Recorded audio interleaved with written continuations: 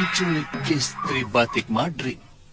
Hah, apa itu bukan perbuatan pengecut, Paman Pati? Ini untuk mengalihkan perhatian pembesar Malwapati, Gusti Prabu. Dan mereka akan membatalkan penyerangan ke Simbar Manyura. Ingat, Paman Pati, kesaktian Pati Malwapati itu. Apa usaha kita tidak sia-sia?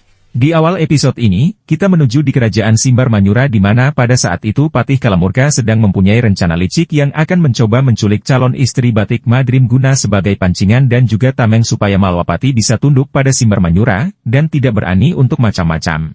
Namun Prabu Pancatyana di saat itu memperingatkan Kalamurka, sebab ia meragukan rencana tersebut karena sang Prabu sendiri menyadari akan kesaktian Batik Madrim yang tiada tanding di samping rencananya itu sangat berbahaya sekali untuk dilakukan jika mengalami kegagalan lagi. Namun Patih Kalamurka selaku paman Prabu Pancatyana itu pun tetap bersikukuh dan meyakinkan rajanya, bahwa dengan rencananya kali ini pasti akan berhasil menaklukkan Malwapati. Kita bisa menekan mereka dengan mengancam mati calon istri Madrim. Mereka pasti akan langsung menyerbu kemari, Paman. Karena Paman pernah memamerkan ajian Malih Rupa di depan pasamuan para petinggi Malwapati. Kalau mereka menginginkan calon istri Batik Madrim tewas, silahkan menyerang negeri Simbar Manyura. Kalau Paman anggap itu baik, silahkan Paman lakukan. Tapi, ini harus dipersiapkan dengan matang. Sebab kalau ini gagal juga, maka tamatlah riwayat Simbar Manyura. Baik, Gusti Prabu. Sementara di sisi lain, terlihat para manusia sesat yang di malam itu sedang berada di pertengahan hutan perbatasan Simbar Manyura setelah Sudawirat berlatih ilmu Malih Rupa beberapa hari yang lalu dengan Empu Sargayuda di lereng Wilis. Sudawirat pun bercerita kepada gurunya Durgandini, bahwa dirinya pernah mengalami kegagalan lagi baru-baru ini ketika mencoba ingin menghabisi Angling Dharma saat rombongan Malwapati melakukan perjalanan menuju Bojanegara. Mendengar perkataan muridnya tersebut, ide busuk dari pikiran si iblis betina Durgandini di saat itu pun langsung keluar dari otak sesatnya untuk menculik anaknya Angling Kusuma. Durgandini yakin bahwa Angling Dharma kini telah berada di Malwapati, sedangkan istri dan putranya tersebut pasti sedang singgah beberapa hari di Bojanegara. Dengan demikian kesempatan untuk menculik anaknya di saat itu pun tidak disia-siakan lagi oleh Durgandini, dengan rencana licik kali ini nyawa Angling Dharma yang nantinya akan ditukar dengan putranya. Kita ke Bojanegara, Guru. Kita culik anaknya. Kalau perlu bersama istrinya. Itu kan masih Guru. Guru Saroya, kamu memang benar-benar muridku yang cerdas, ya bagus. Kita tukar anaknya dengan nyawa Angling Dharma.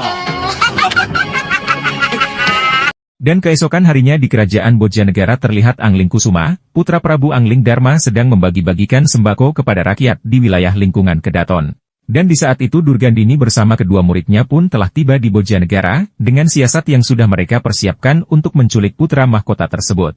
Akhirnya Sudawirat pun kemudian segera memulai aksinya, ia lantas mencari tempat bersembunyi dan langsung menggunakan ilmu Malih Rupa yang baru dikuasainya tersebut seketika berubahlah menjadi Angling Dharma palsu. Sudawirat yang sudah menjelma menjadi sang Prabu Malwapati itu langsung menuju Angling Kusuma yang sedang melakukan kegiatannya tersebut.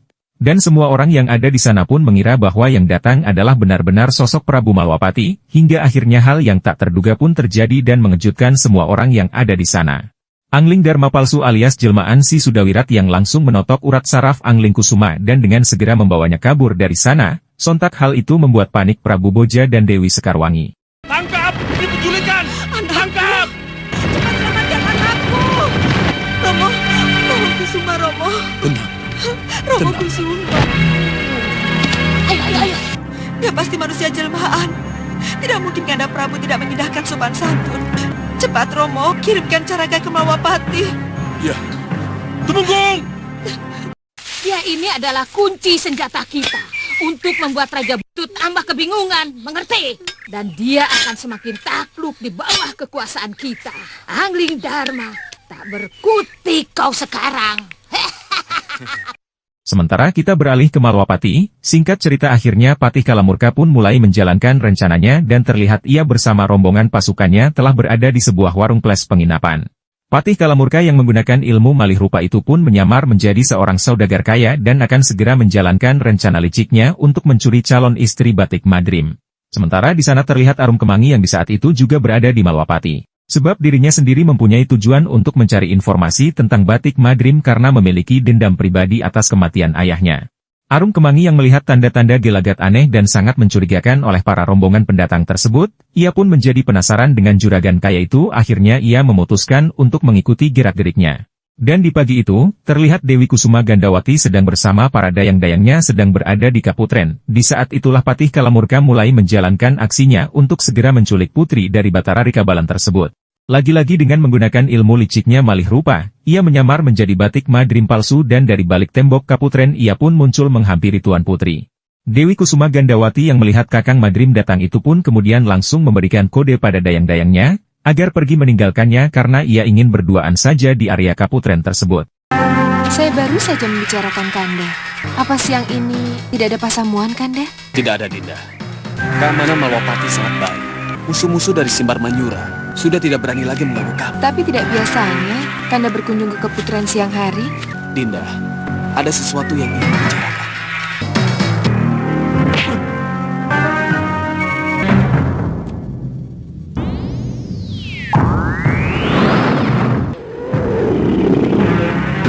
Pada akhirnya rencana Kalamurka pun berhasil menculik Dewi Kusuma Gandawati, dengan menyamar menjadi batik madrim palsu lalu kemudian kembali menggunakan ilmu malih rupanya dan berubah menjadi seekor kalong raksasa yang langsung membawa kabur Tuan Putri dari tempat tersebut.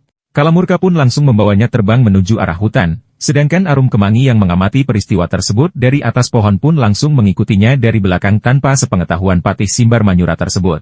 Setelah berada cukup jauh dari Malwapati, Kalamurka pun mencari tempat yang dikiranya aman dan ia pun kembali merubah wujudnya menjadi batik madrim dan ia berkata kepada Dewi Kusuma Gandawati bahwa dirinya akan dijadikan tumbal.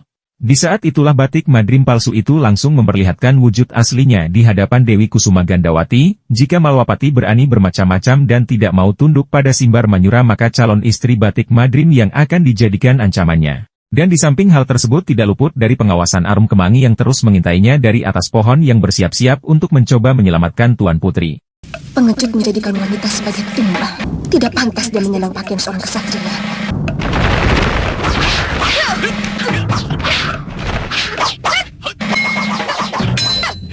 Siapa kamu? Berani-beraninya menyerang aku.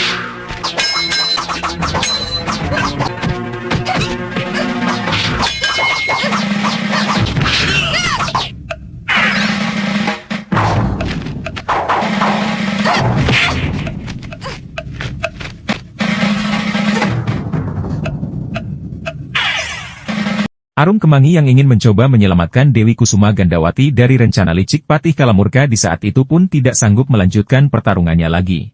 Karena musuh yang dihadapinya menggunakan ilmu malih rupa yang mampu merubah wujudnya menjadi apapun. Ia pun akhirnya harus memilih kabur dari tempat tersebut, melihat Patih Simbar Manyura yang menjelma menjadi seekor ular kobra dan Arum Kemangi menjadi sangat jijik sekali dengan sosok ular tersebut di samping kakinya yang menahan luka karena hantaman Kalamurka.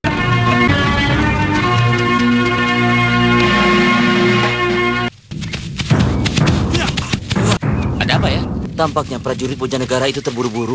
Mungkin ada kabar penting. Iya. Sementara kita menuju ke istana kerajaan Malwapati, terlihat seorang dayang pendamping Dewi Kusuma Gandawati sedang melaporkan tentang kejadian hilangnya calon istri Patih Batik Madrim tersebut. Ia menjelaskan sebelum hilangnya Tuan Putri, bahwa Gusti Patih Batik Madrim datang dari belakang tembok Kaputren, lalu Tuan Putri menyuruh para dayangnya pergi dari sana setelah itu sudah tidak diketahui lagi jejaknya hilang entah kemana. Prabu Anglingdarma yang mendengar laporan itu pun menjadi sangat bingung. Sebab patihnya yang sedari pagi hingga siang ini berada di dalam istana Kedaton Malwapati sedang ikut rapat pasamuan bersama anggota kerajaan di sana. Lantas Batik Madrim di saat itu pun langsung mengerti siapa di balik dalang dari penculikan tersebut, yang tak lain adalah Kalamurka dari kerajaan Simbar Manyura yang memiliki ilmu malih rupa tersebut.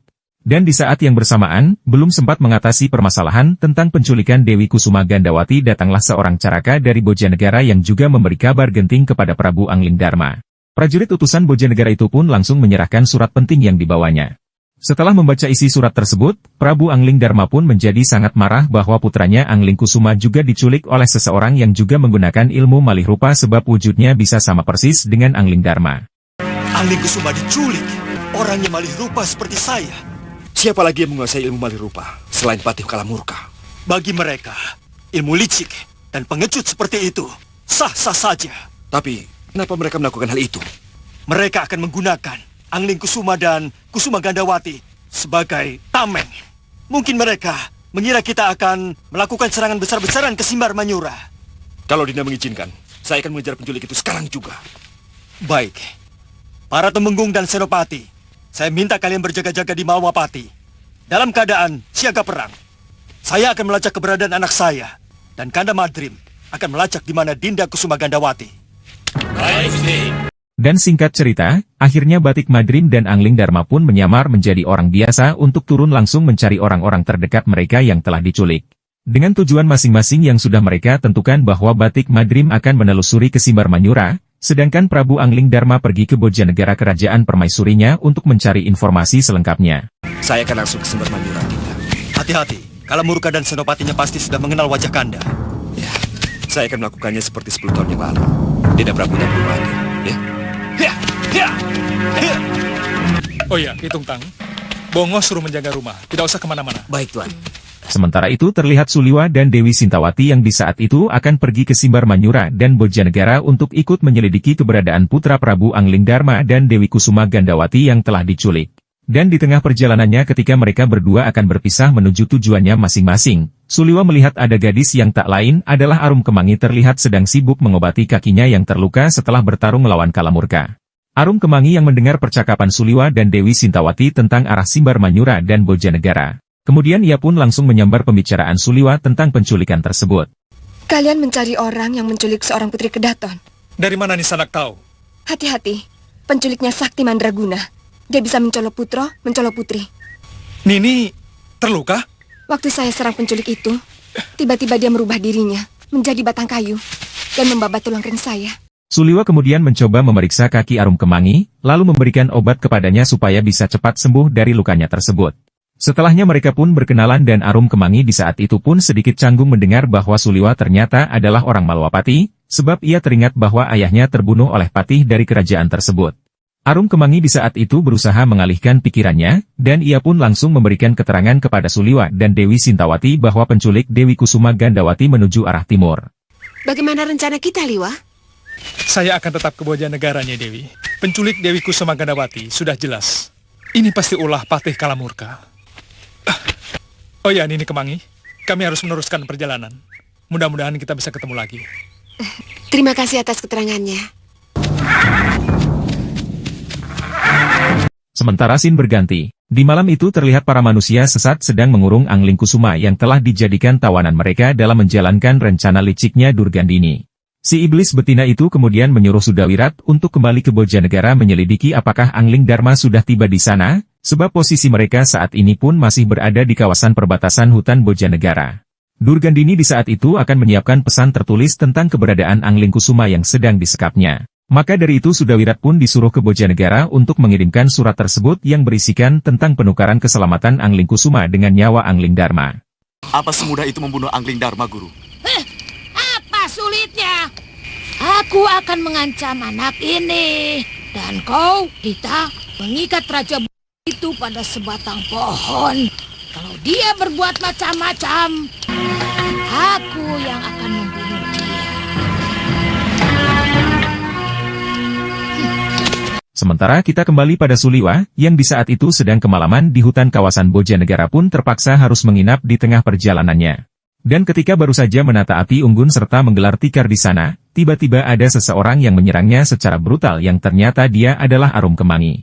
Arum Kemangi yang menyamar di saat itu pun hampir saja terkena hantaman pukulan Suliwa. Untung saja ia langsung mengetahui yang dihadapinya ternyata adalah Kemangi. Dan Arum Kemangi sebenarnya sejak tadi siang memang terus mengikuti Suliwa dari belakang, namun dirinya tidak berani mengatakan dengan jujur kalau dirinya sebenarnya tertarik dengan Suliwa semenjak awal pertemuannya tersebut. Kamu mengikuti saya? Saya mau ke Bojanegara. Kenapa tidak bilang tadi siang? Saya malu. Kok malu? Ayo, Kak Unggun. Ayo. Tadi kamu bilang kamu mau ke Bojanegara. Sebenarnya, saya tidak punya tujuan, Kakang.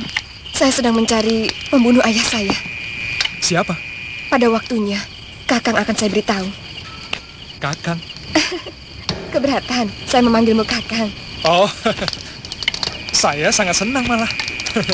Sementara di keesokan harinya, terlihat Prabu Angling Dharma telah tiba di kerajaan Bojonegara dan langsung disambut dengan tangisan permaisurinya Dewi Sekarwangi yang sangat mencemaskan nasib putranya Angling Kusuma yang telah diculik oleh orang tak dikenal tersebut.